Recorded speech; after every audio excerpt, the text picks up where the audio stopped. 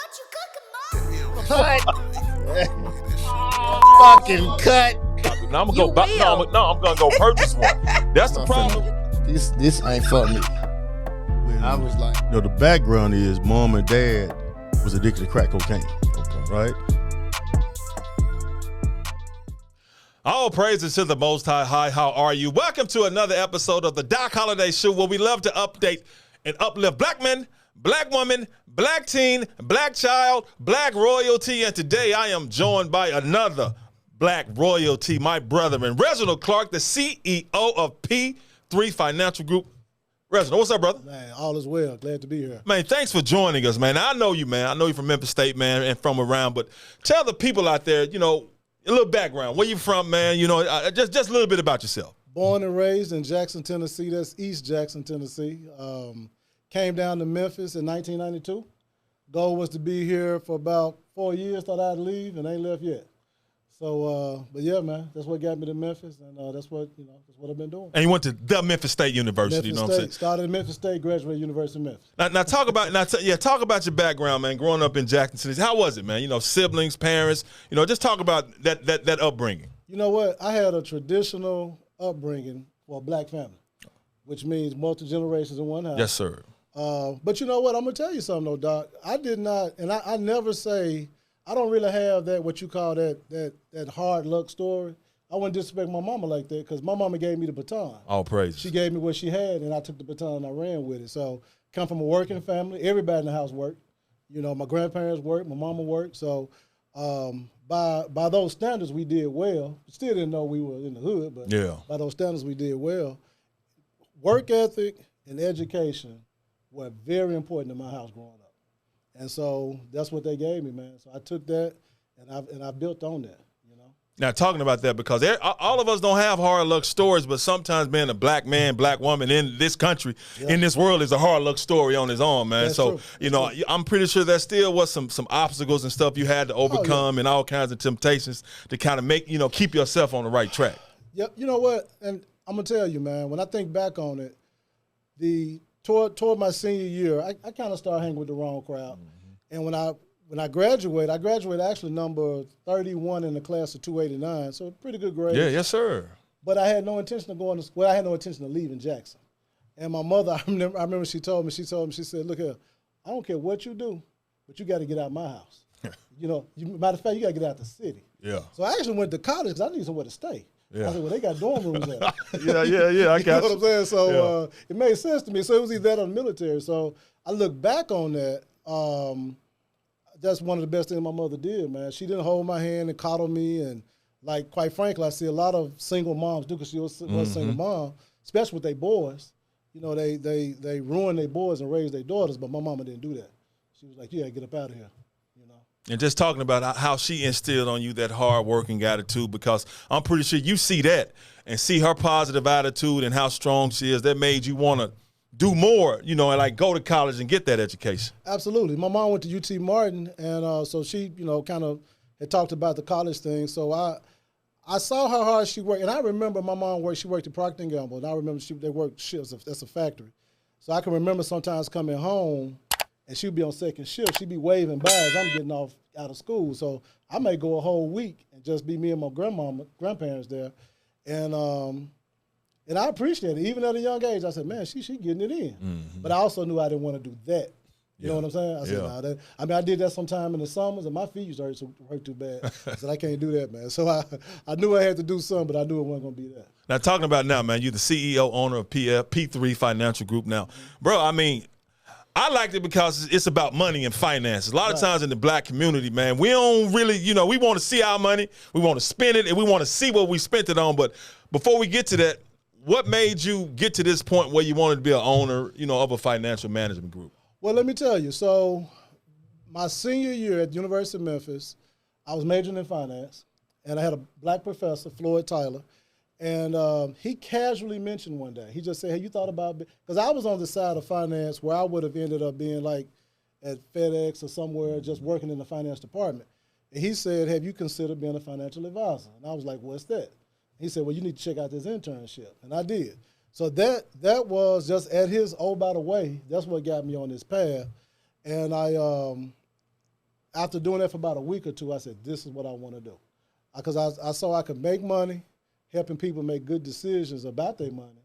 And I said, just the little stuff I was learning, I said, man, my people don't know this. Yeah. So I'm like, okay, I can make a career off of changing people's lives. That's something I want to do.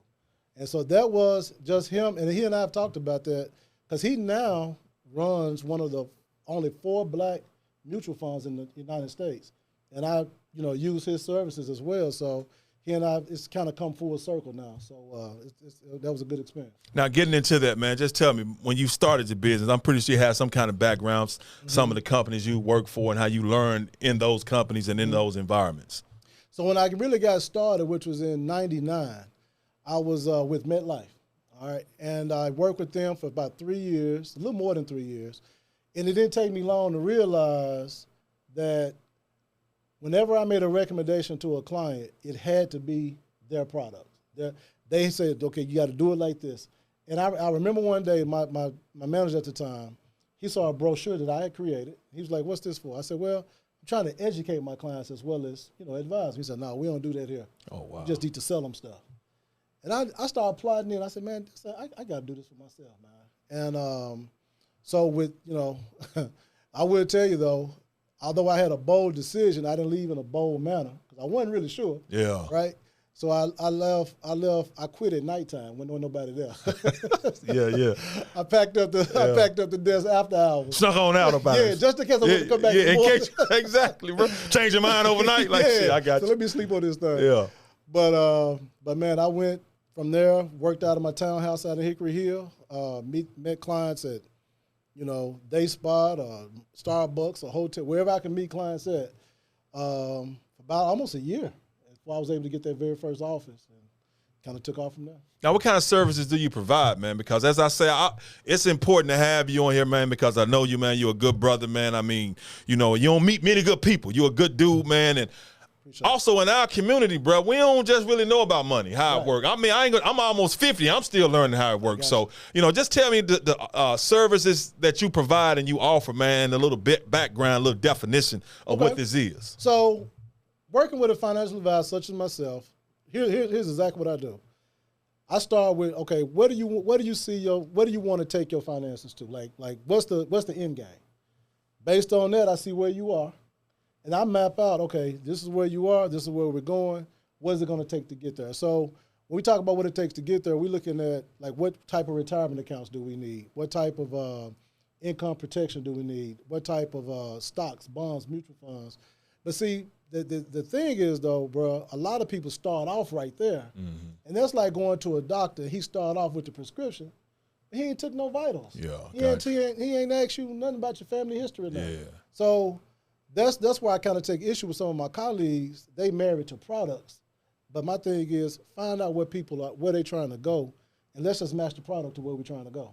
Now, you're successful right now, but just tell me, man, starting, bro, trying to get people to come up off their money. I understand you work with all races, but, bro, sometimes a little hard to get us to come up off our money, man. I mean, just talk about the struggles of trying to get your business to grow and get people to come up off of their money and trust you with their loot. Well, it definitely was a tough process. I'm gonna tell you why. And you mentioned it. It's not cultural for us. Mm-hmm. So, whereas, let's say I could be at a seminar, financial advisor seminar. They say, okay, this is why you need to do this, this, and this. Well, I always had to do a second step. I had to educate people to why they should be doing it, and then educate them to this is what we need to do. Whereas, my white counterparts, they could just go right into it because it's more cultural. But I'm gonna tell you, man, being young, because age was a factor back then, in the business, with no track record, trying to get people to think about putting $50 a month aside, $100 or even more. It was tough, man. It was tough. And I would say this: I do work with people of all races. Yeah. But my client base is about, if I had to put a number, 96% black. That's not by design. Yeah. So if it weren't for black people, I wouldn't be in business. All praises. Yes, sir. Yes, sir. Yeah. So, we have become more hip to, man, and slowly, but we are becoming more hip to things we can be doing. We're more open now than what we used to be 20 years ago when I started. So, I definitely, like I say, my business, it is what it is. Do you still remember, I guess, your first client when you first started and you like, okay, I got it. Yes. I mean, talk about that and how much it encouraged you, and where were you before you got to that point? Was it ever a point where you was like, man, it's kind of tough, bro? Oh man, I still have a very good number of those early clients. But let me share one story with you. I can remember this was when I had my second office in Ridgeway Business Center. And I don't know if I've ever shared this public. I don't know if I have. But I met, and I'm going to tell you, you talk about pressure. You're trying to be a financial advisor, but you ain't straight. Yeah. You know what I'm saying? Yeah. But you got to project the image that you straight, because ain't nobody going to mess with you if you ain't straight. Yeah. So I remember I had an office over in Ridgeway Business Center. Met with this client. This was my first client that had 6 figures, all right? And she's taking forever to make a decision. I'm thinking to myself, let's do this. I got to eat. Yeah. You know what I'm saying? Yeah. So I had to wait till she left the office. And we met after hours. She left, and this meeting went on forever. And I had to make sure she was gone. And I kept looking, she gone. Because, bro, I had to walk. I didn't have a car. Oh, wow. I had to hump back to Hickory Hill, man. You know what I'm saying? Yeah. And every step, though, I was just, and I'm going to tell you, here's what's crazy. At that same time, Merrill Lynch had offered me a staff position with them, paying real good money. Mm-hmm. But that ain't what I wanted. I didn't want to work with them. At that point, I had established I want to do my own thing. And it was tempting. My girlfriend at the time, who's my wife now, I asked her, I said, should I take it? She was like, not if it ain't what you want to do. Yeah. So that was tough, man. I look back on that, and I praise God that now I'm able to pay my team what they were offering me. You understand what I'm saying? Yeah. So, but that was a tough time. That was a tough time. I mean, I'm envisioning it because I've been in that situation before, man, when I had to walk from Memphis State all the way to Whitehaven. But I'm envisioning that you sitting in that office, you looking at this deal like, man, this here can really set me up real nice. But then you knowing when she gone, you got to walk to the house, man. Make sure she gone. Yeah, make sure she gone. Make sure she ain't stopped nowhere. Right. I mean, but just what was going on through your head, man? Because I know when you walking home, you probably feeling optimistic, but at the same time maybe feeling a little down because you in that situation. But you like, okay, like it's getting better. So many emotions: optimistic, down, pride. Because I could have called anybody. Yeah. Man, I got so many friends. Matter of fact, if you know where that Best Buy and that Target and all that stuff is over there, it used to be some apartments right there. Yeah, sure. One of my closest friends live right there. Yeah. I could have walked over his house, but that pride, man. Yeah, it you know what I'm saying? Yeah. Sometimes it can be good, sometimes it's not so good, especially with us black men. Yes, but sir. So many emotions. But that story and that time in my life has become a source of strength. When because everything ain't peaches and cream now. I mean, I don't have those issues, but we all have struggles, and I can look back on that and say, well, you remember you got through that. Yeah. So it is what it is. And talk about what you think been your biggest obstacle to overcome, man, as you go on this track and trailblaze this path with P3 Financial Group. I think the biggest obstacle has been probably just the learning curve. Again, like 3 years ago, we opened up in our industry what's called our own registered investment advisory firm, which is a huge step. It's not many of those is black owned, but I didn't really have a track record to run on. So I got a partner, a colleague. He's out in Charlotte, and he was giving much game as he could. Brother, actually, he went to University of Memphis too, but just not having this industry. It wasn't anybody. It wasn't a lot of people I could just reach out and say, man, how you do this? How you do that? Yeah. So just kind of piecing it together, learning as you go, while simultaneously having to already look like you there. Yeah. I promise you, in this business, it's just, image is everything. Yeah, perception is reality, bro. Reality, yes, sir. Man. So just having to balance that, man, and, just toughen it out. Now, being a black man, now I can say in your business, just in life, period, it's tough for us, man, because me doing what I do is tough. And I try to tell people, it don't matter if you black man or black woman, you having some kind of issues and problems in this world, and also trying to make it. Now, I guess any race, because a lot of times, man, we get stereotyped by our own people. They be like, they'll rather get their money to somebody else and trust them with the money than give it to you, man. I mean, you ain't got it, but I'm pretty sure you've been in those situations, a lot of those situations. And how do you push through that, bro? Man, I tell you, we could write a book. We might have to cut the camera off. Talk about that. Hey, I feel you, dog. But no, it's his ice is always colder. One of the things that we talk about, sometimes I can laugh about it now, is I remember times when a person who would finally invest their money with me would sweat me every day. And I'd be like, man, did you ask the previous guy? Yeah. Every second of the day. You know what I'm saying? So that's frustrating. And I'll say this. That actually goes not just my business, across any it seems to be a common thread amongst black businesses, how we, one of my mentors, he told me, he said, Reggie, black businesses are judged, well, let me say it like this, white businesses are judged by their successes. Black businesses are judged by their failures. Mm-hmm. You know what I'm saying? So basically, the black plumber can mess up, and a person say, well, I ain't doing business with no more black folks. Yeah. Now, wait a minute, I'm in finance. I ain't gonna do with your purpose. Yeah. But that's that's the challenge. That's a huge challenge, and it comes from us. Yeah, it does. That comes from us, man. So, but again, the flip side of that coin, the optimistic side of that coin is, I'm telling you, I get so many clients now that say, man, you know what? I tell you, the biggest, we have an accounting division as well. The biggest client we have on that side, this person said, I call companies until I found a black accounting firm. All praise. Yeah. So that's the flip side. So things are changing, man. I got to say that. Now, give us the structure of your financial group, man. Okay. You're the CEO, man, but what all is up under that umbrella, man? So like you got a lot of different things going on. Thank God. You know what I'm saying? Yes, yeah. Sir. So we got so it's really three separate entities. P3 Financial Group deals with the retirement, insurance and things, life insurance and disability, and the accounting piece. And my wife and other people, they do all. She told me stop giving tax advice, so that's what she does. I got you. Then we got P3 Insurance Group. That's deal with the auto and home insurance and renters and stuff like that. And then we got P3 Wealth Management, which is all three are separate entities. That's where all the investing takes place. So all together, we can really help a person see the whole picture and get to where they're trying to go. Now, do you have a minimum amount of money people have to come to you with? Or I know you ain't got no maximum, but sometimes. No maximum. You know what?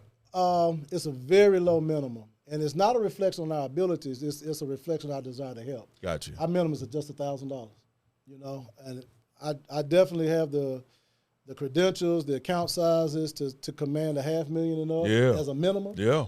But I always said I don't want an account minimum that my grandmother, auntie, or my folks couldn't invest in. You understand what I'm saying? So I've always kept it low like that. Now, talk about your growth, man, from where you started to where you are now, because I see you opening up stuff, man, and I just be sitting back watching from a distance, happy and proud, man, that you are growing, because I always love to see us doing well, man, and surviving in a system that's not designed for us to succeed. You know what I'm saying? Just talk about your growth from where you were and where you are now, man. Man, it's been. I look back. It's been phenomenal. You talk about starting in a townhome in Hickory Hill, to now we just bought our own building, 4,000. I think it's 4,000 square foot building. I can't remember, but now we housing all of our people right there in one spot. To where you get to a place, man, if you stick with, especially anybody that's listening, if you aspire to do anything, every business is going to challenge you to see how bad you want it. Mm-hmm. And once the business, whatever it is, sees that, okay, this fool ain't giving up. Yes, sir. Then it's going to reward you. And then you get to a place, you go from surviving to thriving. So now, I praise God for it. I'm at a place now where I can work on the business and not just work in the business. Because I'm not constantly putting out fires or constantly worried about how we're going to pay this out. So it gives you an opportunity to really use your mind. So that growth, if you hang around long enough and whatever it is you're doing, that growth will reward you to a place where now it comes exponentially. Your trajectory starts like this, but then it just starts to jump. And I remember my mentor, he told me, he said, man, you're going to get to a point, your biggest month's going to start being your lowest months. And he was right. It just happened. Well, and let the people know, because I know a lot of us like to say we'll own business, but don't even know the process. But they also be thinking this is a microwave situation. This P3 Financial Group ain't get here on no microwave situation, man. Just tell them, man, you have to push through, you have to persevere, you have to withstand those dark times, because they're gonna come, but those dark times are only there to strengthen you. Yes, sir. Man, you said something. Definitely not a microwave process. Let me tell you this. Starting a business like raising a child. You got to nurture that thing. You know, you watch it take out, crawl, and then finally can walk. You think it can run. I remember in 2009, my wife, I think that was the first year. So these years started to get cloudy. Yeah. That was the first year my wife came to work on full time. So at this point, all we got is the business. Well, we got ahead of ourselves. We wasn't ready for that. We thought we were, we weren't. She had to go back to a job. Let's let the business get a little stronger. Yeah. And then I think it was 2012 or 13. Then she came back again full time because, again, it wasn't ready. So one thing I've learned is you let the business dictate the growth. And when it's time to make certain moves, don't just do it because you're ready to do it. Let the business say, okay, you fill this space, you're ready for a bigger space. You know? And where did you go within yourself, man, when there – because I don't think there's ever times you just wanted to quit, but I'm pretty sure there ever times you like, man, God, I don't know how, you know, I'm in this. I don't know how we going to survive. I got a family to take care of, but I got to make it happen, man. How did you make it through those moments? You know, again, I could think of a particular story, man, where I was this close to throwing the towel in. This client, you know, sometimes people don't want to tell you about their loss. They always tell you about their wins. But I lost a big client one time from Chicago. And one of those times it was sink or swim. I was on a sink move, and I told when we met, we had just got married, and I said, you know what, I got to find something else. I literally, drove around 240, about 3 loops around the city, just driving, just trying to figure out what my next move. Yeah. I didn't know, and I was like, you know, I don't really know nothing else to do, so let me dust myself off, and pick up the pieces and just get back at it. But that was a tough time. But it was just a matter of, you know, you're going to hold up or fold up. Anything you do is going to test you. And the rewards are given only to those that persevere. So just had to keep pushing. See, that's strong black man stuff, man. That's why I wanted you on here, bro, because you're successful. Also help you promote your business, but also let other black men and women out there, man, look, if you want to do something, do it. We're going to face some challenges and some obstacles, but we push through. Now, where can people find out about your website, Instagram? You know, you're going to say it. You're going to give it to my boy Cassius over there. McGowan. He's going to put some little graphics up. But tell the people, man, how they can find you, bro. All right. You can find me. The phone number is 901-209-4015. That's 901-209-4015. The website is P3, as P as in Paul, the number 3, financialgroup.com, which, let me say this real quick. The P3 stands for Plan, Protect, and Prosper. That's what we do. We help you plan out what you want to do, protect what you have, and we're going to help you prosper. So P3 Financial Group, Instagram is The Money Jedi, and Facebook, P3 Financial Group, or Reginald Clark, either one. All praise to the Most High. And yes, man, also, man, you got the beautiful wife, kids. How many kids you got, bro? 3 beautiful daughters. Yeah, I mean, I know you want to, shout them out enough. Of course, man, your wife, because it's always good to have a good partner, man. I know I done had a same partner since '87, so it's always good to have a good partner, bro. Yeah. Yeah, man. That has made all the difference. Yeah. So anything else you want to add, brother Reginald Clark? I just appreciate you inviting me here. I love sharing. Man, blessings to you, man, and wish you well in all your endeavors. Appreciate it, brother. Yes, sir. That's Reginald Clark, the CEO of P3 Financial Group. That's going to do it for this episode of the Doc Holliday Show, where we love to uplift black men, black women, black teen, black child, black royalty. Until next week. Cut it. Wow. Cut it. Bye. What you cooking, boy?